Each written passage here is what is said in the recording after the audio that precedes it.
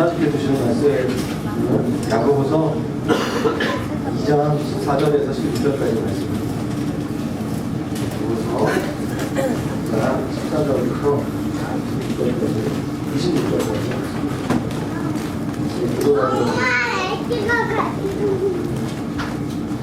시간에 오늘 그런 홀수절 하시기 바랍니다. 내 형제들아, 만일 사람이 믿음이 이러라 하고 행함이 없으면 무슨 유익이 있으며 믿음이 능히 자기를 구원하게 되냐. 너희 중에 누구든지 그에게 이르되 평안히 가라, 걷게 하라, 배부르게 하라 하며 그 몸에 쓸 것을 주지 않으면 무슨 유익이 있으며. 어떤 사람은 말하기를 너는 믿음이 있고 나는 행함이 있으니 행함이 없는 내 믿음을 내게 보이라. 나는 행함으로 내 믿음을 내게 보이리라 하리라.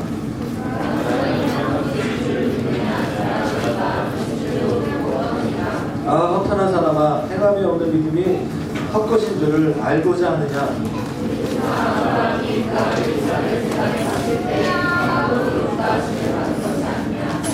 내가 보거니와 믿음이 그의 행함과 함께 일하고 행함으로 믿음이 온전하게 되었느니라.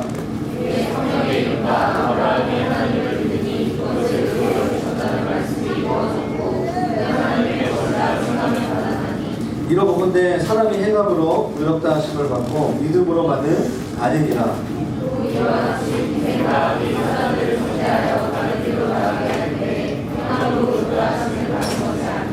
다 같이 읽겠습니다. 영원 없는 법이 죽은 것 같이 행함이 없는 믿음은 죽은 것이다. 네. 오늘은 신앙생활 하면서 좀 이 본문이 좀 난해 구절이라고 해요. 이 본문이 굉장히 교회 역사에서 이슈가 되는 부분이었습니다. 신학적으로나 구원론에 있어서 굉장히 약간 좀 앞뒤가 맞지 않는 말씀이다. 그래서 난해한 구절로 이렇게 많이 들었었는데 그거예요. 구원은 믿음으로 받는 거냐, 아니면 행함도 필요한 거냐, 이 주제입니다. 우리가 알다시피 기독교의 기본 진리, 교리는 구원은 믿음으로 받는다는 것입니다. 여러분 중에 교회 처음 나온 분도 계시겠지만 좀 다니신 분들은 정말 귀하고 10억 들었다는 거예요. 구원은 믿음으로 받는다. 오직 믿음이다. 갈라디아서 2장 16절 말씀에 이런 말씀이 있습니다. PPT하고 같이 제가 읽겠습니다. 이렇게 나오시면 바로 따라하시면 됩니다. 사람이 이렇게 되는 것은 율법의 행위로 말미암은 아니요 오직 예수 그리스도를 믿음으로 말미암은 줄 알고 우리도 그리스도 예수를 믿으니 이는 우리가 율법의 행위로서가 아니고 그리스도를 믿음으로써 의롭다함을 얻으려 합니다. 율법의 행위로서는 의롭다함을 얻을 자가 아니라 믿음으로 의롭게 된다는 말입니다. 믿음으로 의롭다함을 받는다는 것은, 의롭다 한다는 것은 구원받는다는 이런 말이죠. 그게 바로 기독교의 핵심 교리입니다. 그런데 보통 우리가 알고 있는 다른 종교들은 불교라든가 이슬람교 다 행위 구원을 말합니다. 행위가 중요하다. 선을 행한 사람은 구원을 받고 악을 행한 사람은 벌을 받는다라는 그런 한마디로 말하면 권선주의의 교리입니다. 모든 종교가 가지고 있는 기본적인 교리는 권선징언입니다. 행위 구원을 말하고 있습니다. 그런데 오직 기독교에서는 행위로서는 사람은 구원받을 수 없다. 행위로서 구원받을 수 있는 사람은 한 사람도 없다. 그렇게 우리는 배웠습니다. 불교에서 가장 존경받는 스님 중에 한 분 성철 스님. 그분이 돌아갔을 때 유명한 말을 했잖아요. 여기 딱 나는 거 기억이 안 나요? 그분이 그랬어요. 그때 나 지옥 갈 것 같아. 나 잘 모르겠다. 나 천국 갈 확신이 없다. 마지막까지 그는요 구원의 확신이 없었습니다. 전 세계에서 가장 많은 그 종교 부표 보도가 무슬림이에요. 기독교보다 사실은 이 개신교 복음주의자보다 더 이렇게 많은 숫자가 무슬림이고 10억이 넘는 무슬림들은 자기가 죽었을 때 자기가 그렇게 믿었다. 그 알라를 통해서 자기가 구원받을 것에 천국 갈 것에 확신해.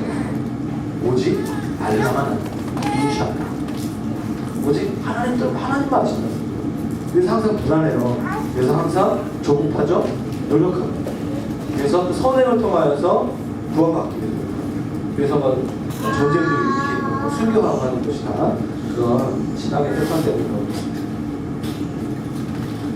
여러분, 그런데 우리가 우리 자신의 내면을 보면 볼수록 우리 안에 선한 것이 없다는 것을 알게 됩니다. 조금만 이성적으로, 조금만 정직하고 겸손하게 자기 자신의 내면과 자신의 성품과 자신의 삶을 돌아보게 되면 정말 내 안에는 구원받을 만한 어떤 조건과 어떤 자격이 없다는 것을 알게 됩니다. 그래서 오직 구원은 예수 그리스도에게만 있다는 그 깨달음과 그것을 알게 되고, 그래서 고백해서 우리가 신도가 되고 성도가 되고 교회를 이루게 되는 것이죠. 할렐루야. 아멘. 여러분, 구원받을 수 있는 다른 길이 우리에게 없습니다. 그래서 바로 기독교의 기본적이죠. 예수를 믿는 것 말고 우리가 구원받을 수 있는 다른 길은 없어요. 여기에다가 더 붙이게 되면 그때 이단이 되는 거예요. 이단은 별로 어려운 게 아니에요. 구원받는 그 믿음 외에, 예수 그리스도를 믿는 그 믿음 외에 믿음도 있어야 되지만 할례도 필요하다. 그리고 성경에 말하는 갈라디아서 1장에 나오는 다른 복음이 되는 거예요. 믿음뿐만 아니라 안식일을 지켜야 된다. 안식일가 되는 거죠. 믿음뿐만 아니라 6월절 요즘에 되게 많이 6월절을 지켜야 돼요. 하나님의 그 믿음이 있어야 되겠지만 거듭나야 된다. 박옥수, 구원파, 버스에 되게 많이 나왔어요. 잠실 대성이 다 구원파. 믿음에다가 뭐 하나를 덧붙이게 되면 이단이 됩니다. 이단 분별의 중요한 기준이 됩니다. 그런데 또 반면에 오늘 이제 제가 선언을 하고 있는데, 반면에 성경을 보면 행위를 강조한 구절이 굉장히 많아요. 누가 강조했냐 보면 예수님께서. 예수님은 내가 곧 길이요 진리요 나로 말미암지 않고서는 하나님께 나아갈 길이 없다고 말씀하시는 거고, 동시에 이렇게 얘기하고 있어요. 나더러 주여 주여 하는 자마다 다 천국에 들어갈 수 없나니 다만 하나님 아버지의 뜻대로 행하는 자야만 천국에 들어갈 수 있다라고 얘기하고 있어요. 주님이라고 부를 뿐만 아니라 하나님 아버지의 뜻대로 해야지. 믿음이 아니라 하나님 아버지의 뜻대로. 이런 말씀도 예수님께서 요한복음 3장 3절 말씀에 예수를 믿고 싶었던 구도자였던 니고데모가 주님께 왔을 때 주님이 니고데에게 이렇게 얘기하십니다. 예수께서 진실로 진실로 너희에게 이르노니, 진실로 진실로 할 때는 강조는 주님께서 중요하다. 진실로 너희에게 이르노니 사람이 거듭나지 않고서는 하나님 나라를 볼 수 없다. 거듭난다. 영어로 리버스, 다시 태어난다. 중생하지 않으면 하나님 나라에 들어간다. 예수님은 믿음에 대해서 얘기하시는 게 아니라 거듭나야 된다는 거예요. 구원파가 맞는 것 같기도 해요. 헷갈리죠? 마가복음 9장 47절 말씀 이렇게 말씀하셨어요. 만일 너의 눈이 범죄하면, 음란한 거 보면 범죄하면 내 눈을 빼버려라. 내 눈 빼. 그래서 어느 초대교회 어느 교회 운동자에 다 눈이 없는 남자, 눈이 없는 그 말씀대로 지킨 거예요. 되게 무섭죠. 왜 다 눈이 있어요? 그러니까 범죄하지 않았기 때문이 아니라 이 말씀을 비유로 받았기 때문에.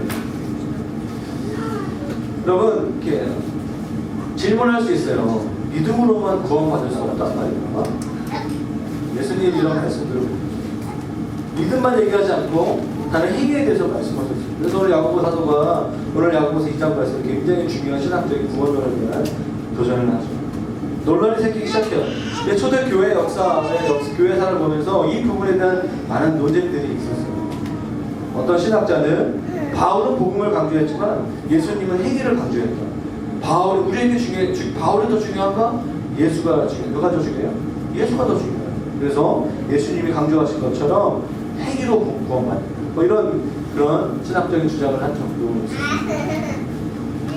그런데 오늘 확실히 결론을 내리고 말씀을 전하기를 합니다. 결론은 구원은 믿음으로만 받습니다. 이거는 흔들리는 것이 아니에요. 이 부분에 있어서는 조금도 우리가 양보할 수 없습니다. 구원은 믿음으로 갔습니다. 그런데 중요한 것은 오늘 제가 같이 말씀을 통해서 보기 원하는 것은 그 믿음이 어떤 믿음이냐는 거예요. 구원은 믿음으로 갔는데 그 믿음이 어떤 믿음이냐는 거예요. 사람들에게 그 믿음을 얘기하면 믿음에 대한 설명이 달라요. 무엇을 믿는지에 대한 설명이 다 다른 거죠. 우리는 예수 그리스도의 십자가 복음을 믿습니다. 그런데 본인이 알고 있는 십자가 복음이 다 달라요. 많은 사람들은 복음은 예수 그리스도의 십자가는 나의 죄를 씻어주는 것이다 라고 생각합니다. 맞아요. 내가 지은 죄를 예수님께서 대신 치르셨기 때문에 내가 그 죄에 대해서 용서받고 구원받았다고 생각합니다. 지난날 나의 또 지금 현재 앞으로 질 모든 죄, 나의 죄, 나의 잘못, 내가 말씀에 나와 있지 않은 것들, 행동하는 것들을 내가 예수 그리스도의 십자가를 통하여서 믿을 때 내가 용서받았다고 믿습니다. 그래서 천국 갈 수 있다. 틀린 말은 아니에요. 그런데 여러분 이런 믿음만 가지고 있으면요 문제가 생겨요. 믿음과 행위에 간극이 생긴다는 거죠. 믿기는 믿어요. 그런데 생각이 안 바뀌는 거죠. 죄 용서의 복음만 믿으면 계속 죄를 또 져. 어제 내가 기도에 나와가지고 간절히 회개했어요. 근데 또 죄를 지죠. 어제 내가 잘못했던 말들 판단하는 거, 내가 음란한 죄들 오늘 또 짓는 거. 그리고 또 내가 기도하고 회개할 때 주님이 나를 용서하실 것에 대한 그 믿음을 갖는 거예요. 여러분 하나님께서 십자가 복음을 믿으라고 하셔서 용서받았다라고 우리가 하는데 오늘 또 반복해서 죄를 지게 됩니다. 이게 바로 신학적으로 바로 속죄라고 해요. 예수 그리스도의 십자가 어린다. 그런데 그는 계속해서 죄를 짓는 거예요. 삶이 바뀌지 않는 거예요. 우리가 주일 예배 때, 또 기도회 때, 또 개인적으로 중요한 큐티할 때 회개하고 그리고 믿죠. 근데 중요한 건 죄가 근본적으로 해결되지 않는 거예요. 삶이 안 바뀌는 거죠. 그래서 오늘 본문에 잘 보시면 믿음이냐 행위냐라는 그런 문제 그것에 대한 질문이 나오게 되는 것이죠. 여러분 어떤 사람이 십자가의 복음을 단순히 죄를 사하는 복음이 아니라 내 죄를 용서받는 그것이 아니라 내가 죽고 내가 다시 사는 십자가는 복음은 예수 그리스도로 말미암아 과거에 내가 죽고 내 안에 예수 그리스도가 사는 그 복음이라고 믿는다면 그 문제가 달라집니다. 로마서 6장 말씀을 보면 내가 죽고 다시 사는 우리가 다시 죽고 주님으로 다시 사는 그런 복음에 대한 얘기가 로마서 말씀에 나와요. 세례에 대해서 침례에 대해서 여러분 세례는 침례는 이게 저희는 침례를 주잖아요. 오늘 여름 수련회에서는 침례를 주고 지난 겨울에 이곳에서 정말 추운 침례를 줬어요. 찬물 같은 영화까지는 아니지만 아마 그 사람들은 그 물속에 내가 죽었고 내가 다시 살았다는 게 그게 굉장히 많이 기억이 날 거라고 확실해요. 할렐루야. 관계는 게 기억나지? 그래서 1년 전에 이곳에서 침례를 줬어요.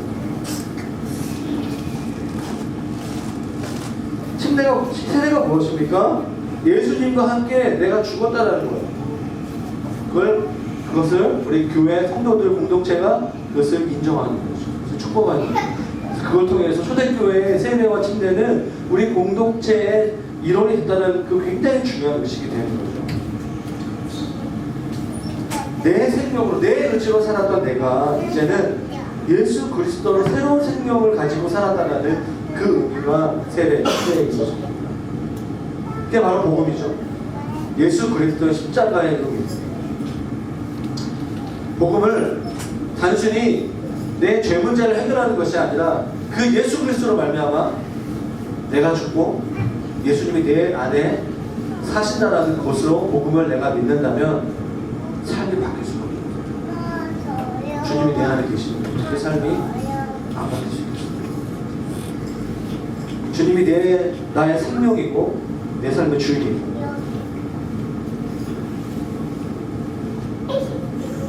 여러분, 단순히 내 죄를 해결하는 주님을 우리가 믿는다면 그런 사람은 그냥 내 자아를 가지고 사는 거예요. 내 자아. 또 실수하면 회개하고, 또 계속해서 반복되는 습관적인 죄 가운데 있고, 여전히 내가 사는 거예요. 내 안에 주님이 사시는 것이 아니라 내가 사는 거예요. 그러니까 삶이 안 바뀌는 거예요. 행함이 안 바뀌는 거예요. 왜냐하면 우리의 자아는 죄의 덩어리이기 때문에, 죄 그 자체. 그런데 십자가 복음을 믿는 사람은 완전히 달라지는 거예요. 내 자아가 없어지는 거죠. 내가 없어지는 거예요. 예수님과 함께 내가 죽었어. 내 죄가 십자가상에서 완전히 죽은 거예요. 나는 없고 내 안에 예수님과 있는 거예요. 그것을 믿는 사람. 어떤 사람도 그걸 믿냐? 많은 사람들은요, 이렇게 제가 설교 때 몇 번 얘기했던 것 같은데, 예수 그리스도를 구세주로 믿습니다. 나의 죄를 해결하는 구원자로 믿습니다. 성경에 나와 있는 예수님은 주인이에요. 로드예요. 나의 킹. 하나님 나라는 하나님이 왕인 나라예요. 천국은, 여러분 천국 가기 소망하십니까? 천국은 예수님께서 왕으로 다스리는 그 나라예요. 그 천국이 이미 시작됐어요. 예수님께서 이 땅에 오심으로 말이야. 할렐루야. 우리가 이 땅에서 천국을 누리는 상태는 뭐냐면, 내가 예수 그리스도의 지배와 통치와 다스림 가운데 거하고 있는 그 상태 가운데 살아가면 내가 오늘 천국을, 하나님 나라를 누리면서 살아가는 거예요. 천국은 오늘 우리가 누릴 수 있는 곳입니다. 이미 시작됐어요. 그것이 바로 복음이죠. 하나님 나라가 이미 시작됐습니다. 회개하고 내 삶의 주인이 내가 아니라 예수님이라는 그 십자가 복음을 믿는 사람에게는 천국이 이미 시작된 것입니다. 그래서 완전한 하나님 나라를 사모하게 되는 것이죠.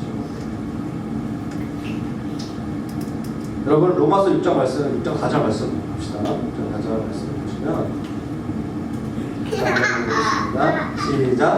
그러므로 우리가 죄를 받음으로 그와 함께 장사되었나니, 그는 아버지의 영광으로 말미암아 그리스도를 죽은 자 가운데서 살리신 것 같이 우리로 또한 새 생명 가운데서 살아야 하리라. 그래서 보면은 그 주어가 우리예요. 그런데 갈라디아서 2장 유명한 말씀, 복음에 대한 말씀 같이 한번 읽도록 하겠습니다. 시작. 내가 그리스도와 함께 십자가에 못 박혔나니, 그런즉 이제는 내가 사는 것이 아니요 오직 내 안에 그리스도께서 사시는 것이라. 이제 내가 육체 가운데 사는 것은 나를 사랑하사 나를 위하여 자기 자신을 버리시는 하나님의 아들을 믿는 믿음 안에서 사는 것이다. 복음은 우리의 것이 아니라 내 것이냐. 오늘 로마서 6장에 나와 있는 우리의 복음이 나의 복음이 되시기를 축원합니다. 나의 심장, 나의 복음. 새가족반에 사는 게 이거예요. 저는 오늘 새가족반에 나와 있는 그 정의는 하나님의 그 그리스도의 십자가가 바로 복음이죠. 나의 복음이 된 사람. 이것을 내가 죽고 내 안에 예수님이 사신다는 것을 믿고 사는 사람은 구원을 받는 거죠. 그리고 그의 삶은 당연히 변화될 수밖에 없습니다. 왜냐? 그의 안에, 그의 삶 안에 예수님이 하는 것입니다. 예수님이 나에게 원하시는 것이 무엇인지 들을 수 있기 때문에 내 삶을 변화되는 것이죠.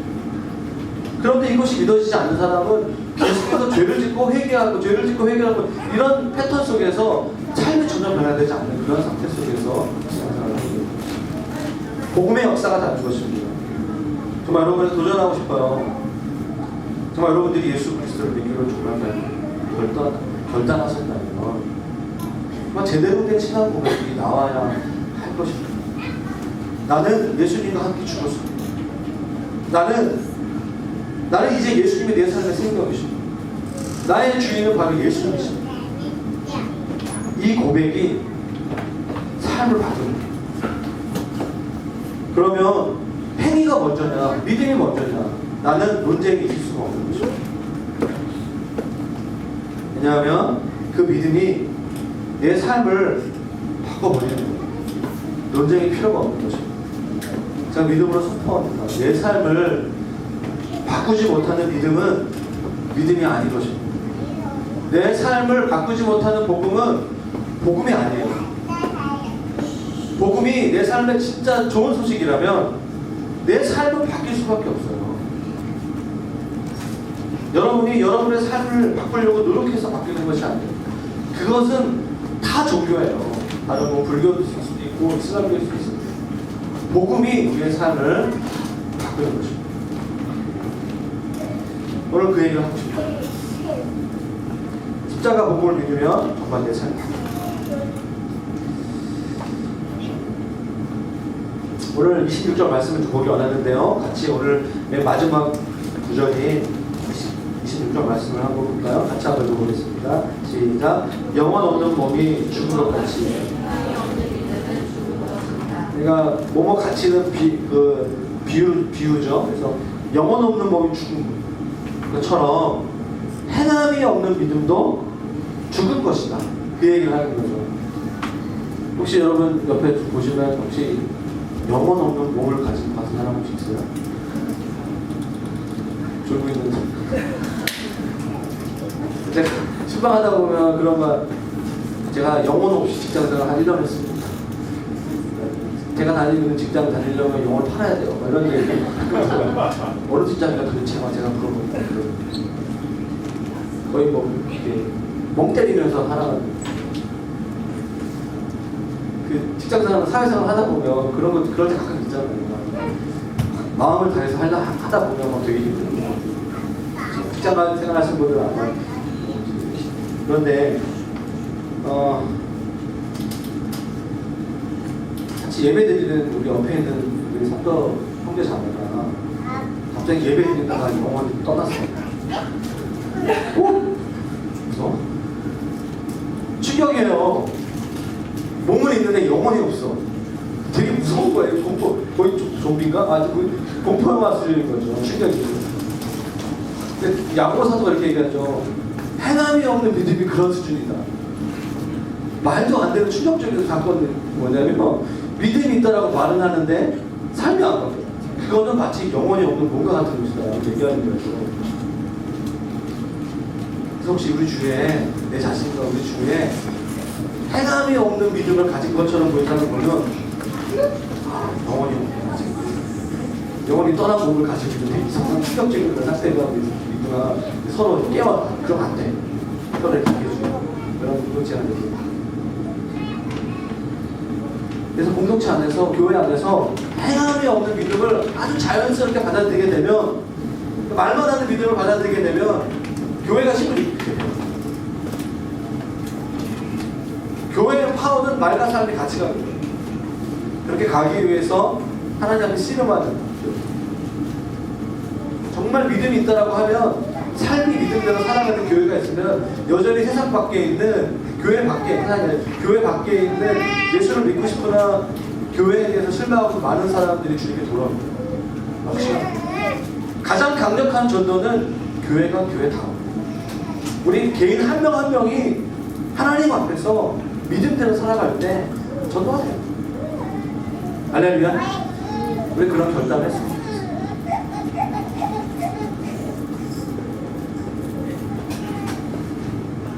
고민할 필요가 있습니다. 질문할 필요가 있습니다.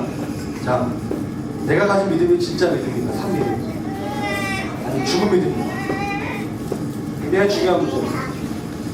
오늘 내가 가지고 있는 믿음은 나를 살리는 믿음입니다. 마치 영혼 없는 몸처럼 죽은 믿음입니다.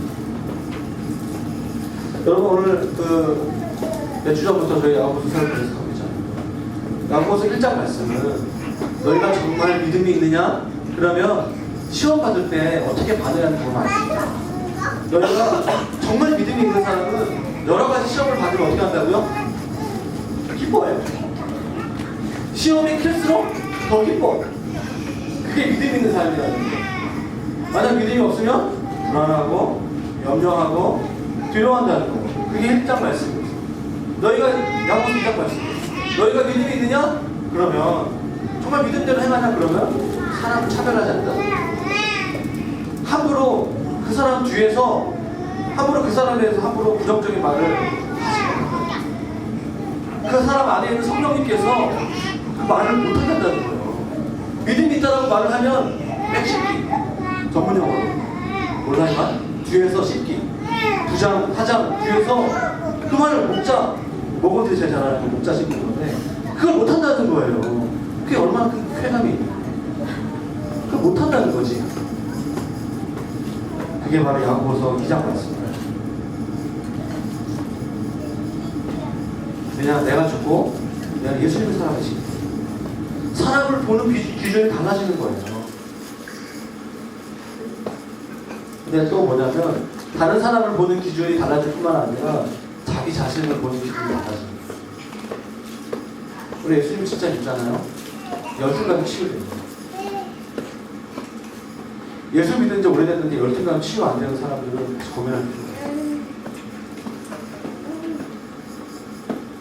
좀 담대해집니다, 사람이. 예수 믿으면 사람은 성품이 바뀌어요. 자기 자신에 자신감 없고 열등했고 막 두렵고 그랬던 사람이 자신감이 생기고 이걸 오늘 14절 말씀 오늘 본문에 14절 말씀 같이 읽겠습니다. 시작. 내 형제들아 만일 사람이 믿음이 있노라 하고 행함이 없으면 무슨 유익이 있습니까? 여러분 믿음으로 행한다는 것은요 그 사람이 정말 믿으면 그렇게 산다는 거예요. 그 말을 다른 말로 하면 정말 믿음이 있으면 그 사람은 담대해진다는 얘기예요. 오늘 14절 말씀 보면 믿음이 있는다라고 말을 하는데 만약 행함이 없으면 무슨 유익이 있을까 이렇게 표현하고 있어요. 무슨 유익이 있느냐? 사실은 아무 유익이 없다라는 거예요. 그 믿음은 별로 쓸모없다라는 얘기예요. 왜냐 그 믿음이 그를 구원하지 못하니까. 입으로만 믿음이 있다라고 하면 사실은 구원받지 못한 거라는 거예요. 성경이 말하는 진짜 믿음이 있어야 구원을 받는 거죠. 믿음이 있어야 구원을 받습니다. 문제는 그 믿음이 진짜 믿음이야. 그것에 대한 비유가 나오잖아요. 15절. 재밌는 비유예요. 참 재밌는 비유. 너무 이해하기 쉬운 비유. 이게 뭐죠? 다른 사람 돕는 문제. 만약에 형제나 자매가 헐벗고 일용할 양식이 없어.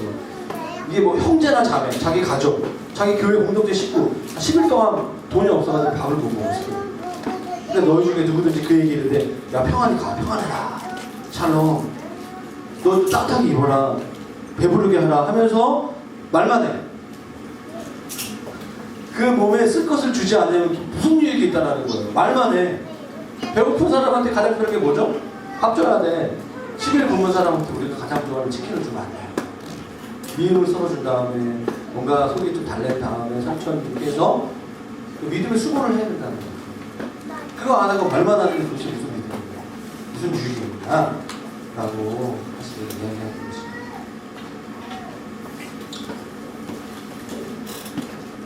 믿음도 그것처럼 행함이 없는 믿음은 아무 유익이 없다는 거예요. 우리는 그런 말을 많이 합니다. 믿음의 모험이란 말을 많이 해요. 저도 많이 했던 것 같아요. 그런데 제가 그 설교를, 유기성 목사님 설교를 들으면 좀 수정을 했어요. 믿음의 모험이라는 말은 맞지 않는다. 왜냐? 믿음을 가지는 순간부터 그것은 모험이 아니기 때문에. 믿음을 가지는 순간부터 그것은 더 이상 모험이 아니기 때문에 믿음은 모험은 아닙니다. 믿음을 가지는 순간부터 그 사람에게는 모험은 없는 것이에요. 너무 확신하기 때문에. 여러분, 예를 들어서 우리 교회 어떤 형제가, 와이모 형제가 저한테 목사님 다음 주에 그 광고 시간에는 100일 떡이 아니라 제가 프로포즈를 좀 하려고 해요. 제가 교제하는 자매가 있는데 광고 시간 1분만 저한테 주시면 모든 교회 성도들이 보는 앞에서 제가 나와 결혼해 줄래? 하면서 뭐? 제가 저에게 그런 시간을 주세요. 근데 만약에 이 형제가 확신이 없어.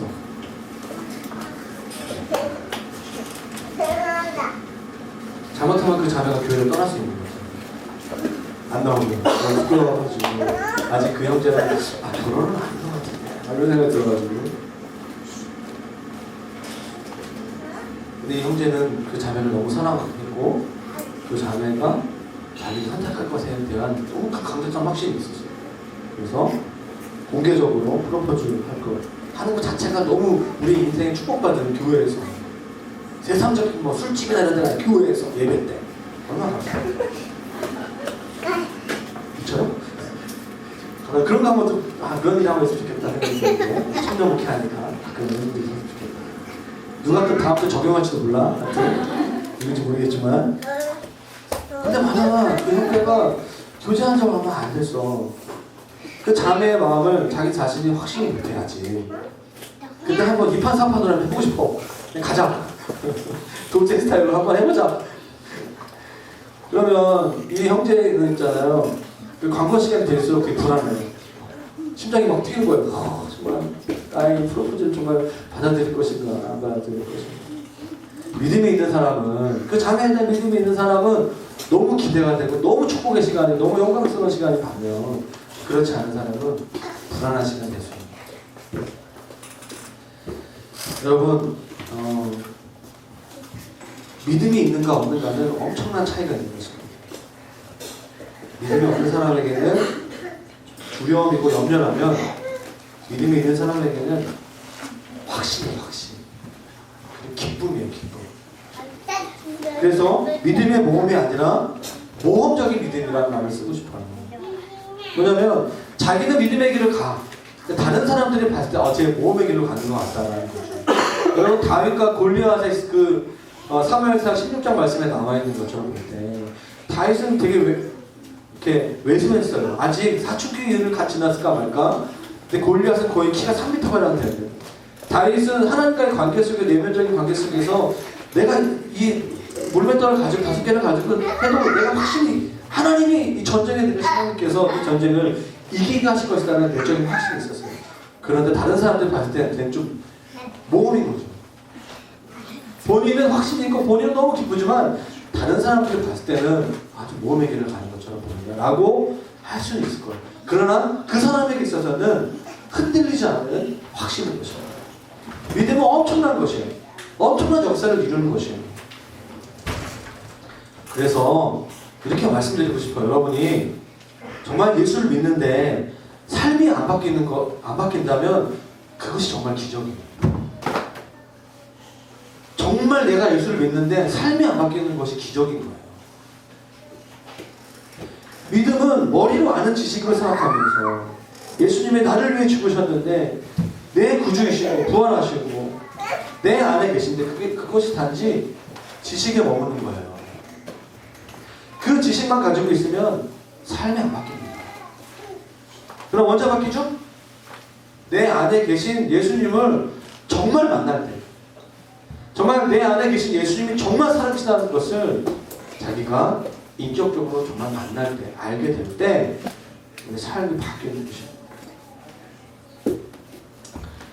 개척교회 하다 보면 처음 개척할 때 우리 교회가 지금은 많이 안정적으로 됐죠.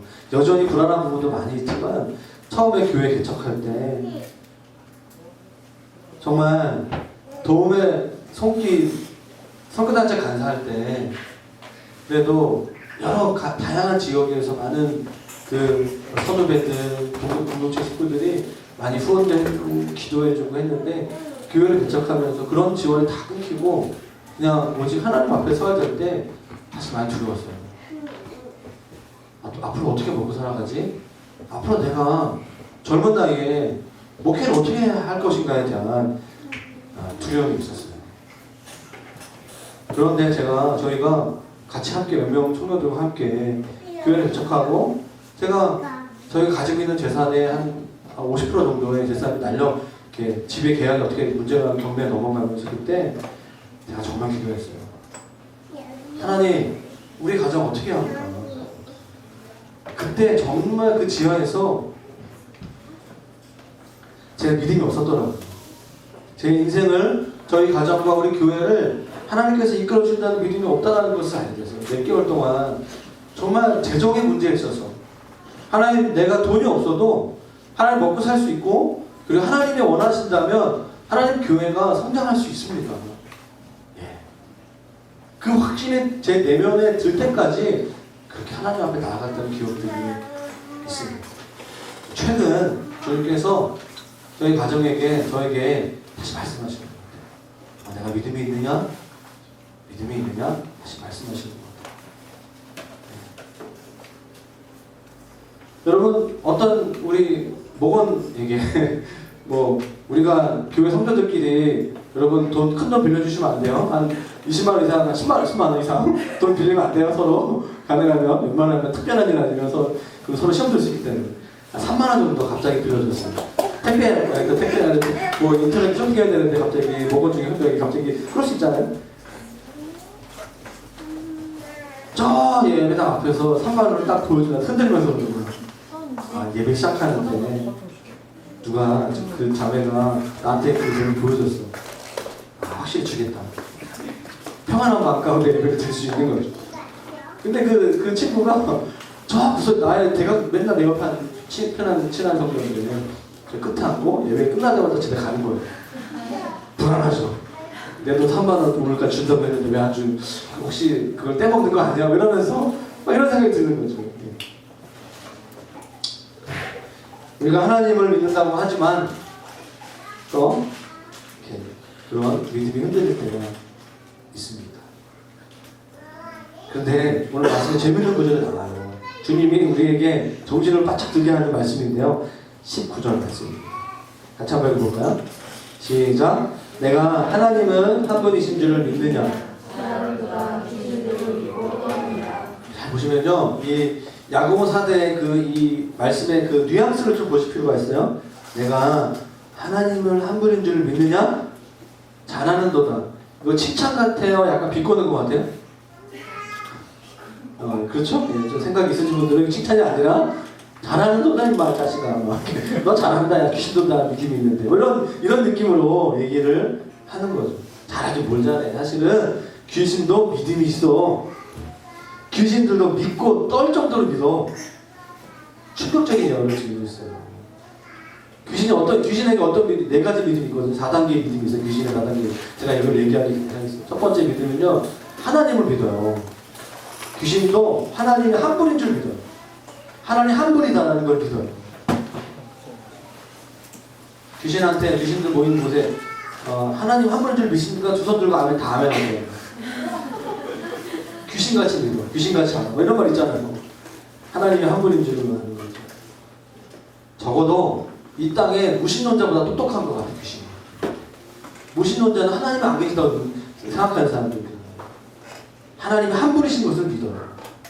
그 정도 믿음이 있다는 거죠. 또 귀신이 어떤 믿음이 있죠? 마가복음 5장 7절 말씀에 보면 귀신의 신앙 고백이 나오거든요. 지극히 높으신 하나님 아들 예수여. 지극히 높으신 하나님의 아들 예수여. 엄청난 4단계의 신앙 고백이 나와요. 분명히 신앙 고백을 하는 거예요. 귀신에게 책 내줘야 되나? 책 내줘야 되나? 신앙 고백 제대로. 예수님이 누군지 안다는 거죠. 예수님을 믿는 거예요. 예수님을 믿어요, 귀신들. 그리고 누가복음 8장 보면요, 거라사 지역에 있는 광이 미친 사람 떠나버리면서 귀신이 그 대수대에 들어간 장면이 나오는데 거기 이런 말씀이 나와요. 무적행으로 들어하지 마시기를 간구해요. 무적행은 지옥이에요, 지옥. 저 그 끝도 없는 그 지하로 들어가는 것을 저에게 허락하지 마십시오. 네, 그것을 예수님께 간구해요. 간구기도 기도하는 거예요. 이 말은 뭐죠? 귀신은 지옥이 있는 것을 믿어요. 이 세상에 많은 곳이면 전도하다 보면 지옥이 어딨어? 끝이지. 이렇게 생각하는데 귀신은 지옥도 믿어요. 그리고 오늘 본문을 보시면 19절 말씀도 믿고 떨어요.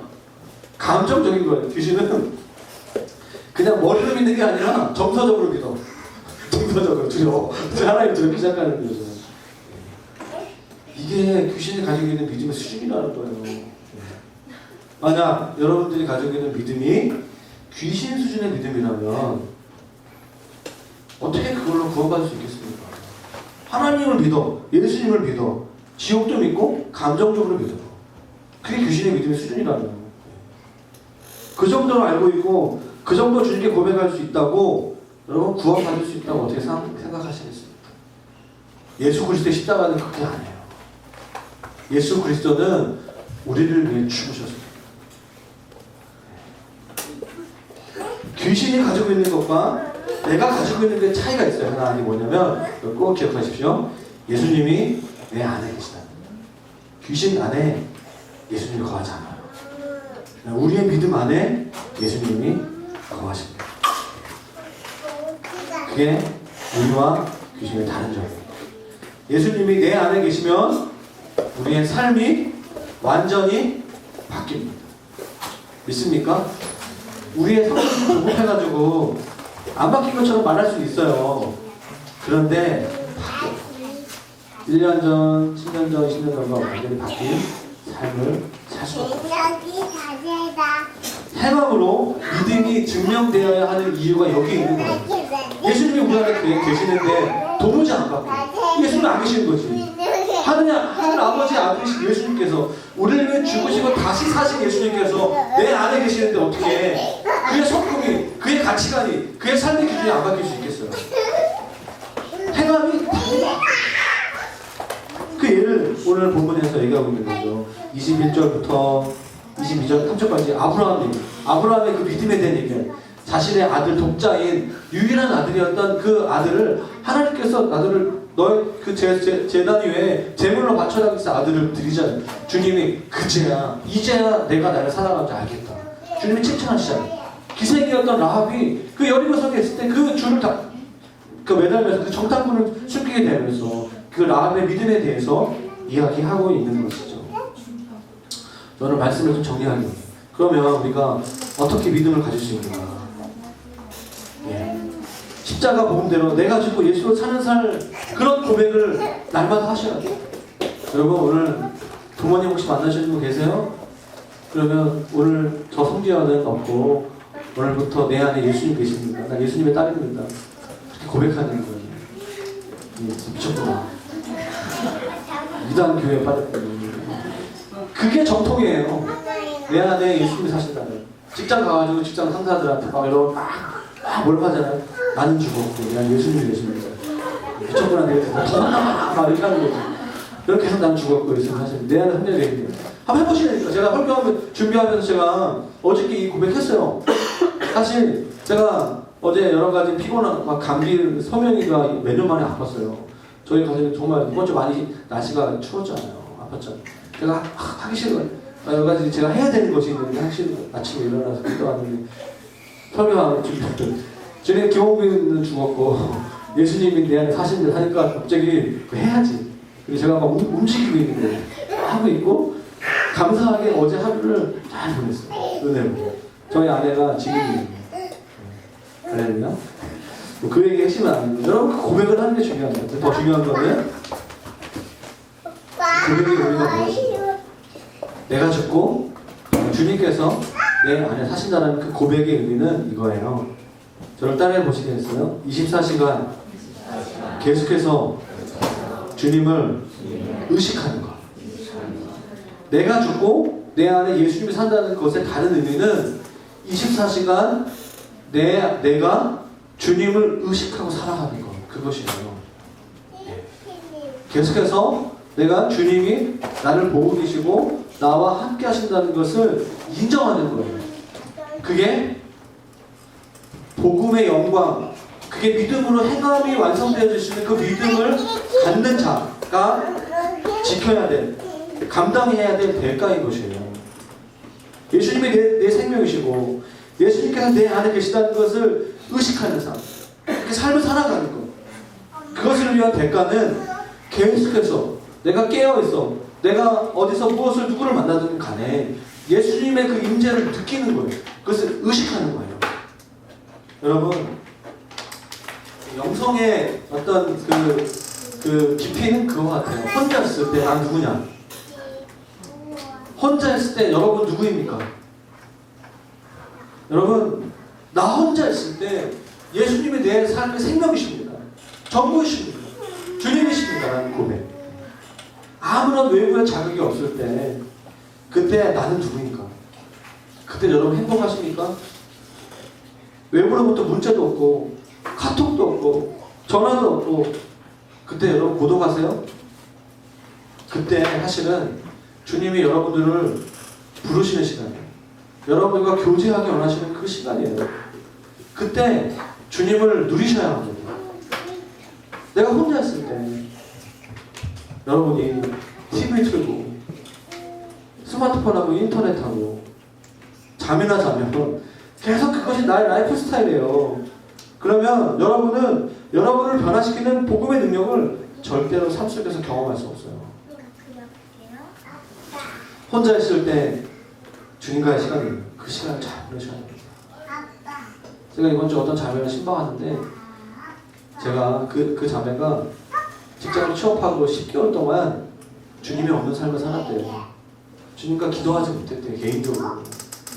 그래서 직장을 그만두고 제주도 그런 데 가서 한 2주 정도 시간을 가져서 그냥 주님과 깊이 한 정말 시간 충분할 동안 그렇게 기도하고 싶다고. 제가 아직 그 자매랑 별로 친하지 않아가지고 말을 못했어요. 다음에 얘기할까 생각하고 있어요. 제주도 가기 전에 다음 주에 진짜 끝나고 하면 안 되냐. 이런 말 하고 싶어요. 왜 안 될까? 그것은 꼭 직장을 그만두고 2주간의 그 시간을 가지면서 해야 되는 것입니다. 마음이 안 생긴다는 거. 지금 내가 주님 앞에 나아가 기도하고 주님과 사랑한다고 고백하는 개인적으로 그게 너무 부끄럽고 막 이렇게 어색하고 힘들고 내 마음이 원하지 않는데 그러면 정해진 시간에는 원한다는 거죠. 뭔가 섞고 있는 것 같은 느낌이 들었어요. 그거 아니라는 거지.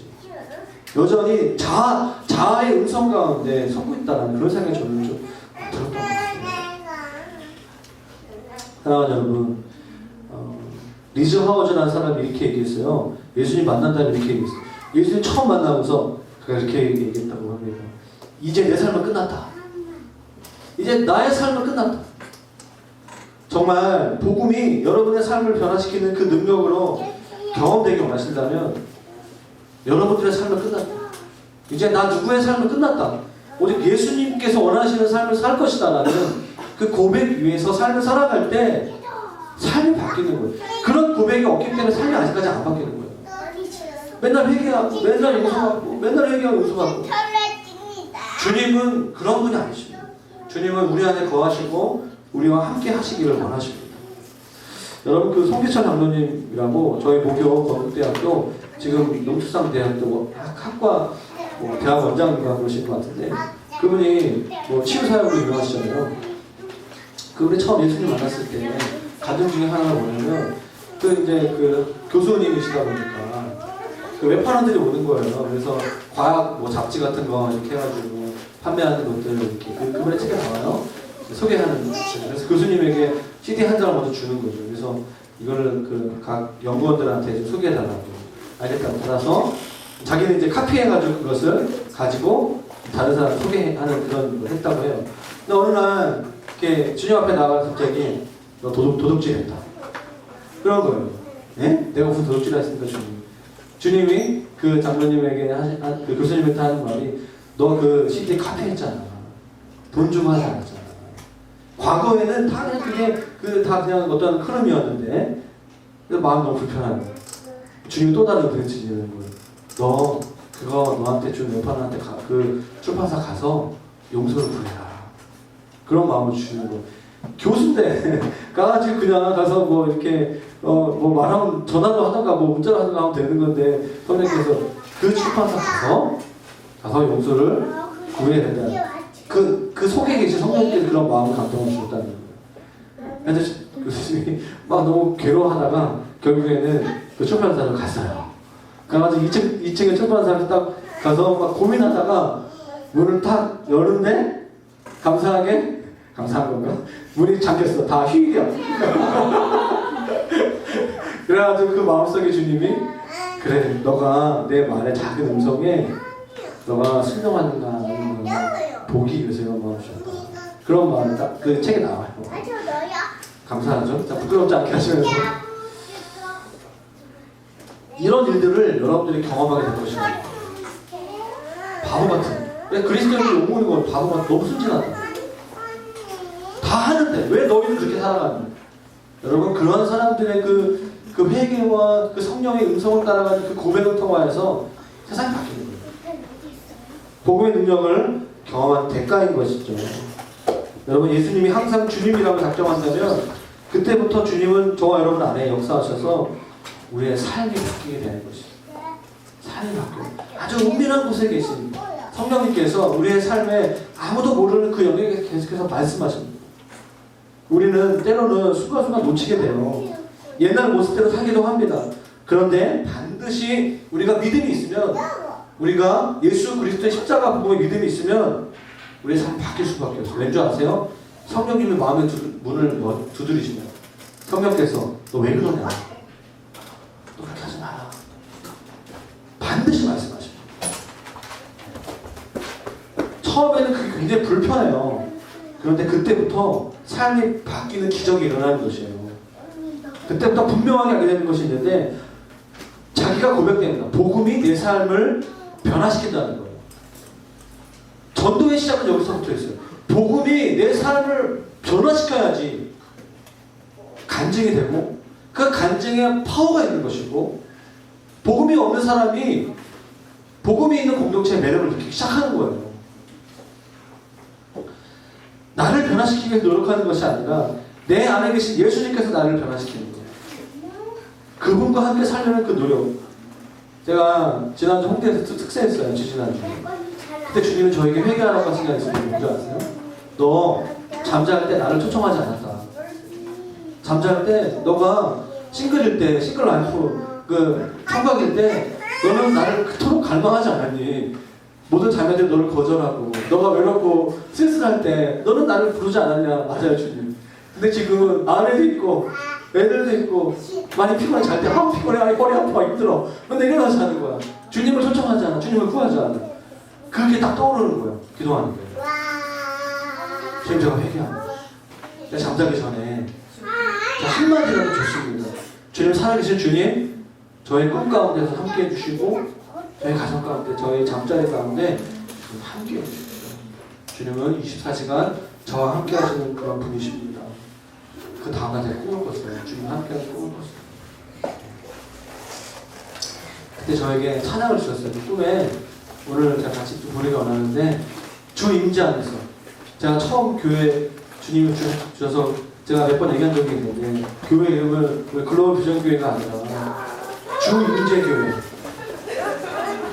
지저스 프레전스 처치, 주 임재 교회라고 하려고 했을 때 많은 분들이 되게 안 좋아해가지고, 저는 주님의 임재를 구하잖아요. 그래서 그때 그 마음이 회복되는 거예요. 여러분, 믿음이냐 행위냐 논쟁이 중요한 것이 아니라 진짜 믿으면, 진짜 복음을 믿으면 삶은 바뀐다는 것이죠. 행함이 뒤따라오는 것이 진짜 믿음이고 복음이라는 것입니다. 그래서 이 시간 같이 기도했으면 좋겠어요. 같이 기도하면서 찬양에서 나왔으면 좋겠습니다. 그래서 먼저 기도할 때 소리를 내서 기도하겠습니다. 여러분, 이렇게 같이 공동체가 기도할 때는 소리를 내서 기도하셔야 돼요. 소리를 내서 기도하지 못하는 사람들은 두 가지가 있어요. 스타일이 원래 그런 사람들이 있고요. 또 하나는 원래 그걸 했는데 최근에 잘 못하는 사람들은 영적으로 눌려있기 때문에 소리를 내서 기도 못하는 거예요. 자기는 마음으로 소리를 내서 막 주여 하고 싶은데 소리를 못 내. 영적으로 눌려있는 거예요. 다른 말로 하면 내 안에 계신 성령님께서 굉장히 답답한 상태예요. 그때는요, 공동체의 힘을 힘입어가지고 같이 기도하셔야 돼요. 또 내 기질이 그런 분도 있어요. 나 한 번도 소리에서 입 밖으로 내가 내 말하는 목소리 들으면 되게 부담스럽다 이런 거 가끔 있거든요. 괜찮아요. 우리 교회 성도들은요, 내 옆에서 기도하는 사람 잘 안 듣습니다. 자기 기도하기도 바빠요. 괜찮습니다. 그래서 같이 시간 기도할 때 이렇게 기도했으면 좋겠어요. 다시 눈을 감고 기도할 때 좀 저처럼 손을 뻗고 하든가, 아니면 일어나서 하시던가, 주님, 내가 대가 지불하겠습니다. 24시간 주님을 의식하고 살겠습니다. 예수님, 이제 나의 생명이십니다. 내 삶은 오늘 끝났습니다. 이제 예수님에 대한 믿음으로 살기를 원합니다. 주님 나에게 역사하여 주시고 내 삶을 바꿔주시고 내 삶의 행동 하나를 내 인생을 변화시켜 주시옵소서. 지금까지 내가 주인 되는 인생으로 살아왔습니다. 이제는 예수님이 주인 되는 인생을 살기를 원하오니 이 시간 역사하여 주시고 다스려 주시옵소서. 우리 같이 시간 주여 한번 부르시고 기도하겠습니다. 주여